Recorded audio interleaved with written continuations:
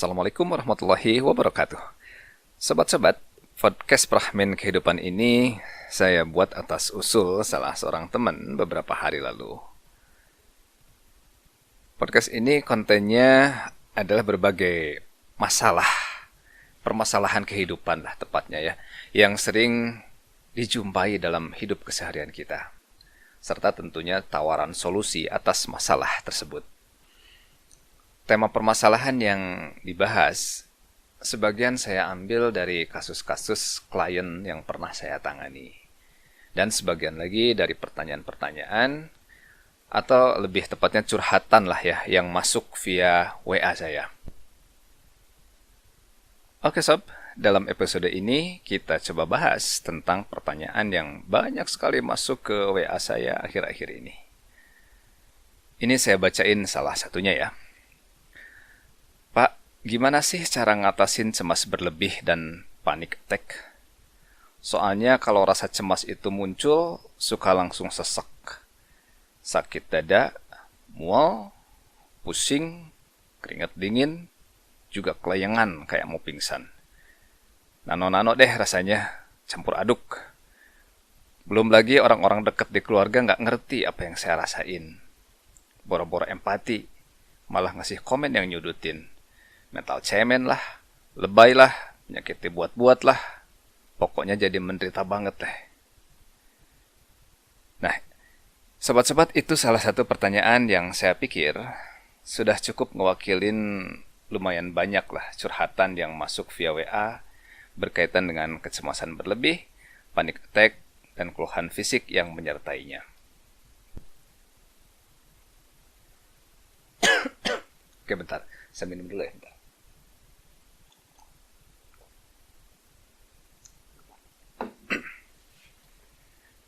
Baik sob, kecemasan berlebih itu awalnya sih hanya lintasan rasa khawatir yang kecil saja.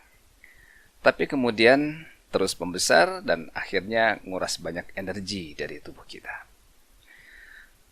Analoginya gini deh, rasa cemas itu kita ibaratin benih pohon yang sangat kecil. Nah, benih itu gak akan mungkin tumbuh jadi pohon yang besar kalau gak tersedia faktor pendukung. Faktor pendukungnya kita udah tahu lah ya. Ada unsur hara yang cukup, tersinari matahari, juga cukup air. Apalagi kalau ditambahin pupuk, makin cepat gede deh pohon itu. Cemas berlebih pun kira-kira seperti itulah prosesnya. Tadinya hanya sebentuk lintasan rasa khawatir yang masuk ke dalam pikiran. Nah, kalau kita hubungin analogi benih pohon tadi, benih itu kan gak akan mungkin tumbuh jadi pohon kalau tanahnya gak subur. Gak cukup unsur haranya. Lintasan rasa khawatir itu pun gak akan bisa tumbuh jadi pohon kecemasan yang besar kalau pikiran sebagai medianya gak punya cukup unsur hara sebagai pendukungnya. Nah, dalam tanda petik ya, unsur haranya. Oke, lebih jelasnya gini. Cemas berlebih itu muncul karena rasa khawatir yang tadinya hanya berupa benih kecil, lalu masuk ke dalam pikiran yang unsur pendukungnya udah tersedia cukup banyak. Nah, unsur-unsur yang bisa menumbuh suburkan benih rasa khawatir hingga kemudian jadi pohon kecemasan yang besar itu adalah pengalaman-pengalaman masa lalu. Loh, kecemasan berlebihnya kan dirasain sekarang. Kok jadi nyangkut-nyangkut masa lalu sih? Hubungannya apa? Oke, tenang sob. Jangan protes dulu. Gini, biar kita paham betul hubungan antara kondisi saat ini dengan pengalaman masa lalu, saya mau kasih dulu analogi. Sekarang, saya minta sobat-sobat semua ngebayangin. Di depan sobat-sobat ada mangga muda, juga pisau. Oke, bayangin dulu nih ya. Bayangin dulu. Ada mangga muda, ada pisau. Udah kebayang kan?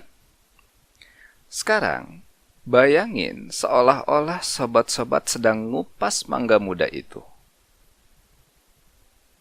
Setelah itu, sebat-sebat iris.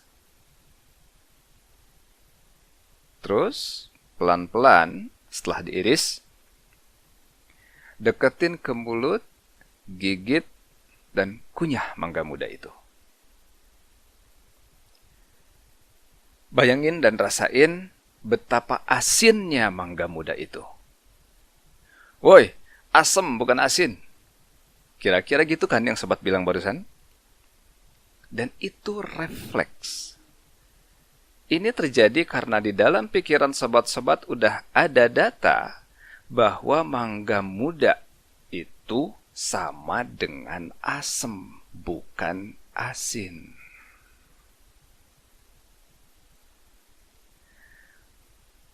Oke, sekarang kita masuk ke wilayah rasa. Saat tadi saya minta sobat-sobat ngebayangin sedang ngupas mangga muda yang kulitnya masih ada getahnya, terus diiris, digigit, dan kemudian dikunyah. Bisa dipastiin, air liur sobat-sobat langsung bereaksi. Padahal, mangga muda itu secara real nggak ada loh di depan sobat-sobat. Benar kan? Air liur itu bereaksi karena otak kita nyimpen pengalaman masa lalu, yaitu rasa mangga muda yang asam. Baik sob, dari analogi itu kita sekarang paham tentang keterhubungan antara masa ini dengan masa lalu. Antara masa saat ini dengan masa lalu. Masa sekarang dengan masa kemarin, 2 hari yang lalu, 1 minggu yang lalu, 1 bulan yang lalu, 1 tahun yang lalu, dan mungkin puluhan tahun yang lalu. Nah, kaitannya dengan kondisi kita sekarang ini, saat ini kita sedang ada dalam suatu fragmen kehidupan dengan judul wabah corona, COVID-19. Saat nonton atau baca berita tentang dahsyatnya wabah ini, pasti muncul rasa khawatir. Si rasa khawatir terhadap COVID-19 ini adalah benih.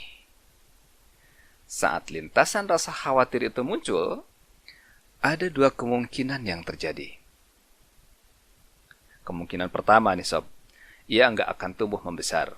Ya, sebatas rasa khawatir yang biasa saja. Tapi ada pula kemungkinan kedua. Rasa khawatir itu akan tumbuh subur jadi pohon kecemasan yang sangat besar.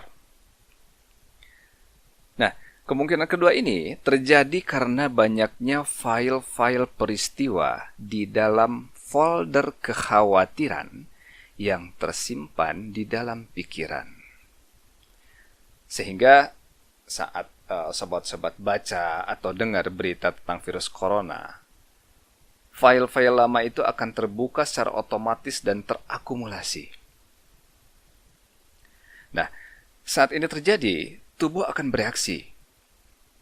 Reaksinya ya seperti dikeluhkan banyak klien saya itu.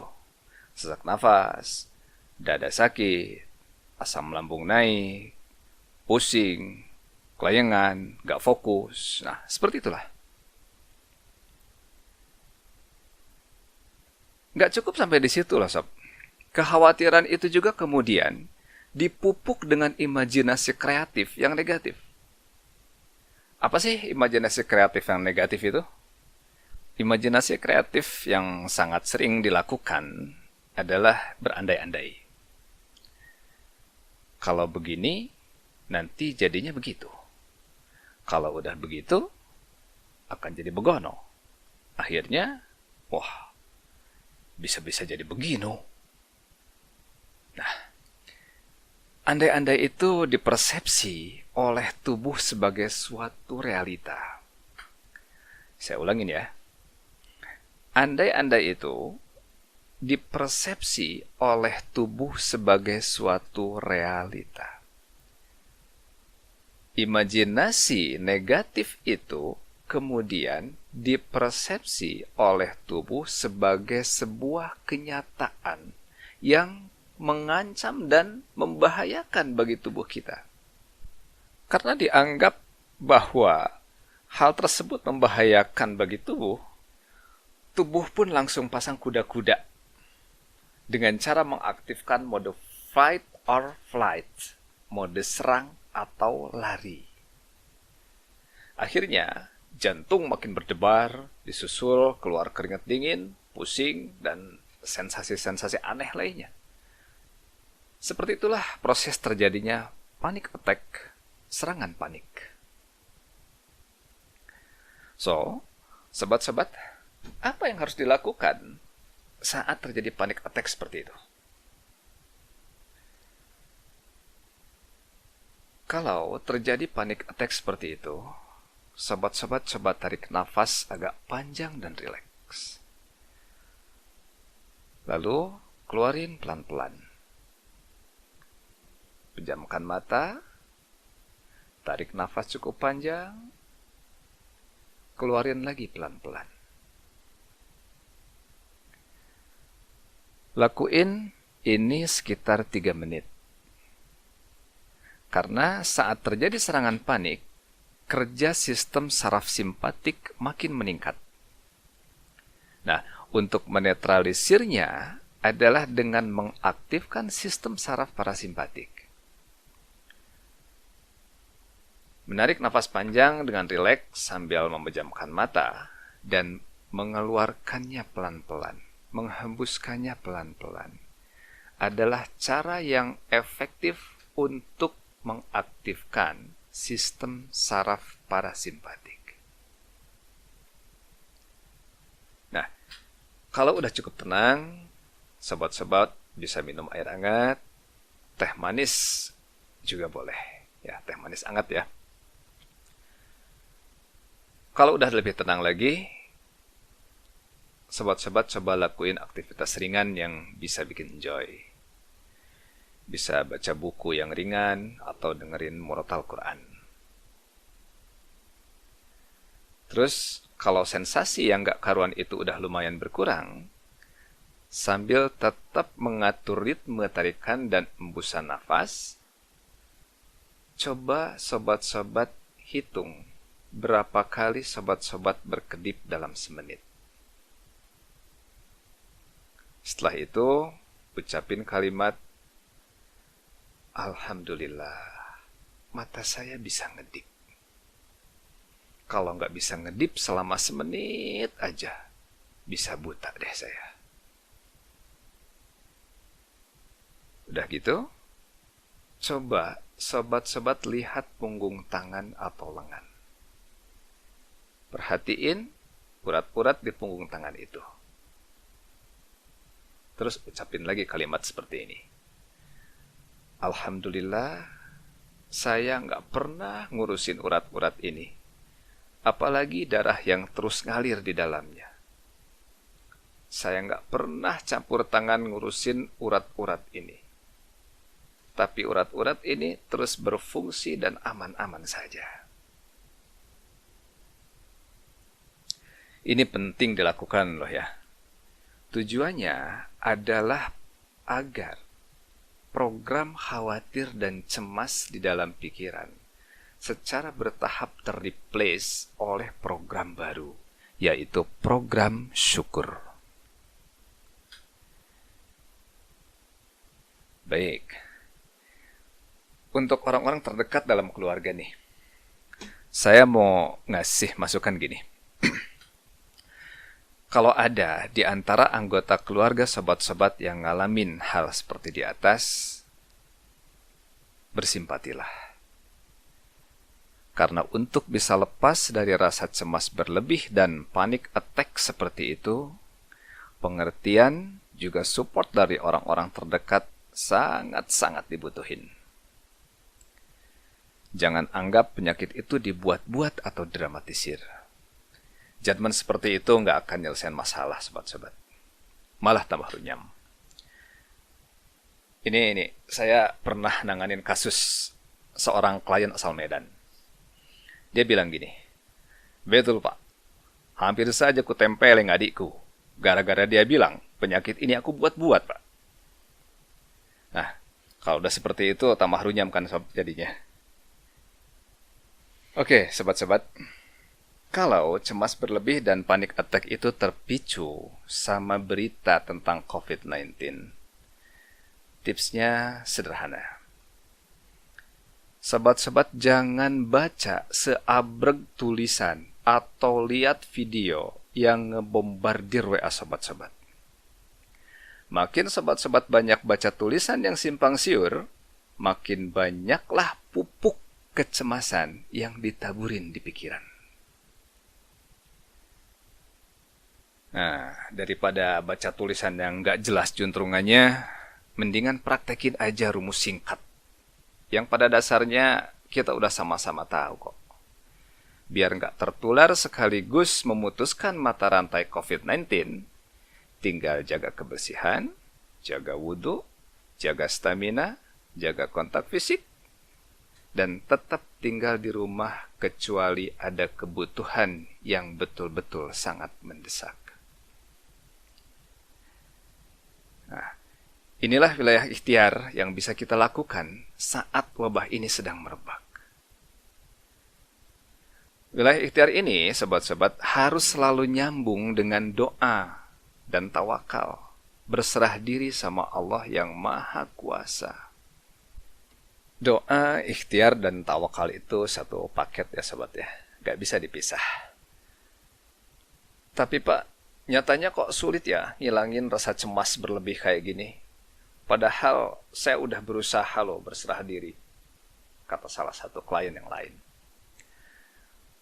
Memang butuh waktu dan proses tentunya.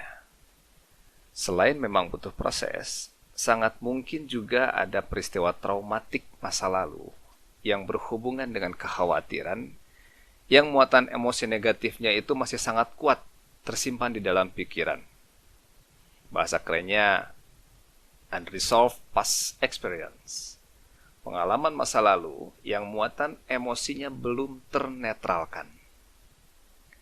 Oke, bahasan tentang ini insya Allah kita akan bincangkan di episode selanjutnya. Tongkrongin terus podcast Fragmen Kehidupan dan channel YouTube Hipnoterapi Kolbu. Semangat solusi, semangat fragmen kehidupan. Assalamualaikum.